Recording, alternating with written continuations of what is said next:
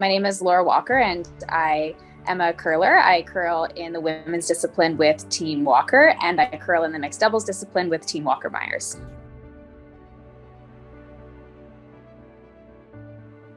We have a very light and fun team dynamic when we're performing our best. I think that's what makes us successful, is when we're really loose and feeling comfortable out there, and it just helps us kind of bounce back from maybe a missed shot or a lost game, and helps us support each other. When we're having a lot of fun and really supporting each other, it just really helps us bounce back and have a lot of success that way when we're enjoying ourselves.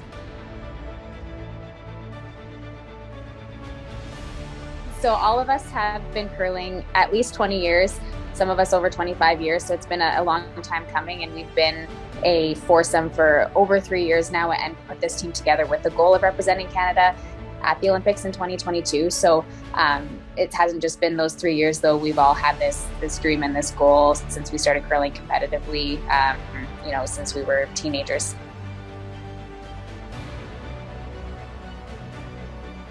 I always love to watch our Canadian hockey teams, both the women and the men. It's just such a quintessential Canadian thing to watch a gold medal game at the Olympics with Team Canada participating in it. And I love watching sports like that, where there is multiple games and there's a build-up. There might be a loss along the way, and suddenly the backs are against the wall, and it just makes it so exciting to watch that grit and determination. And I look forward to watching that every single time.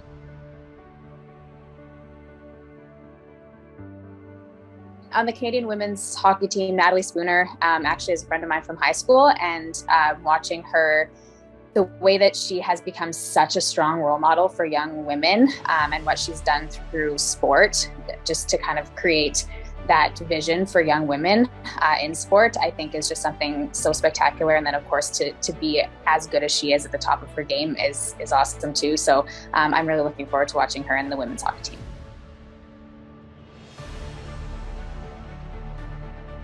I think that it's hard as women and as young women getting into sport to know who to look to.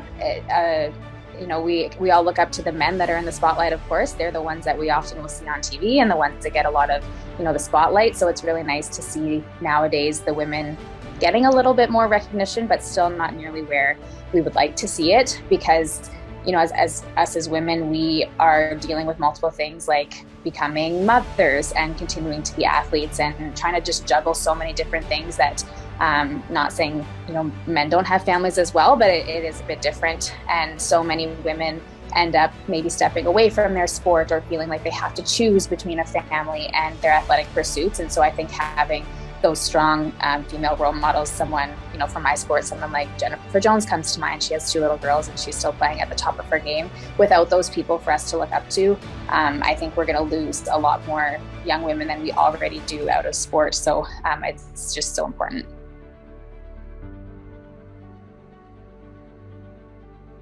One message I would like to send to young women is just to be you and be yourself, and to block out the noise. Unfortunately, there are unrealistic standards and expectations often placed on women in sport, and in today's day and age with social media and all of the media, it's hard to ignore, and it's tough when you hear things like compete your hardest, but don't show any emotion, or go out and play hard, but we want to see you smile, or comments on what you're wearing or what your hair looks like, and all of these ridiculous things. And you're never going to please everyone that's out there, and unfortunately it seems like those things are going to always kind of be, lingering in the background. And if you can just compete for you and compete for your teammates and be you truly to who you are, you're never going to have any regrets. So tune it out and go be yourself.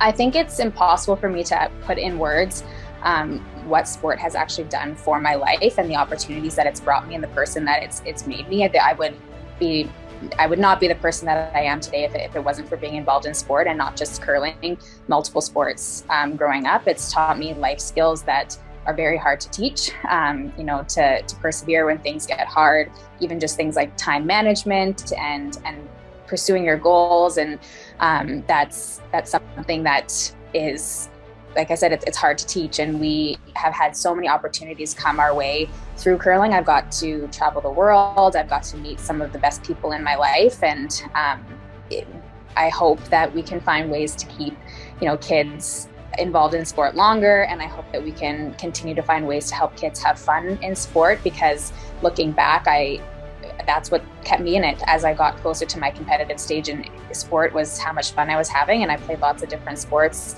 and it's you can't undermine the importance of what that does for a young person's life and the adult that it turns them into.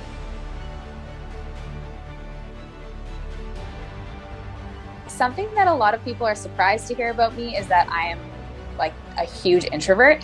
I think being the skip of my team, I'm often, the face of videos like this, or I have to speak in front of groups or crowds, and I'm fairly comfortable doing those things. And I've learned to be quite expressive. So I think people watch me and to learn that I would give anything for a quiet night in my house or my hotel room with my book, maybe a bath. They're a little bit surprised to hear that, but that's like a huge part of who I am.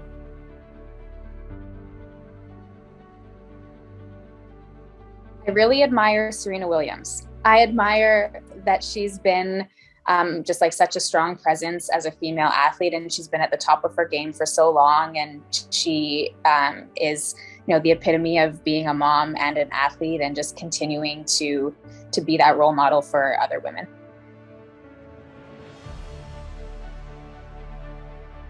Other than curling, golf.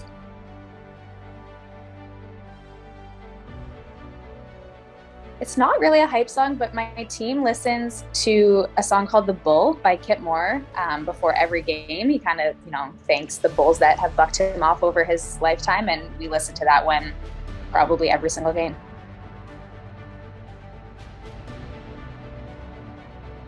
I think we had around 29 at the last one, so I'm going to say 30. I think we're going to one-up it and get to that 30 mark.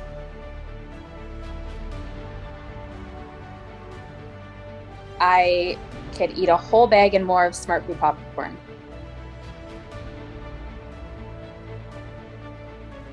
Enjoy the experience. You've put all of the preparation in already. You've done all of the hard work. And as much as we as athletes like to think that we have all of this control over the results of our sport and whether we win a medal, we don't. We have the control over the effort that we put in, and you've done so much already. So get there and take it all in, soak it all up, and make sure that you don't let those moments pass you by, for the worrying about, the medals. Those things will come. You put in the work and really enjoy the experience.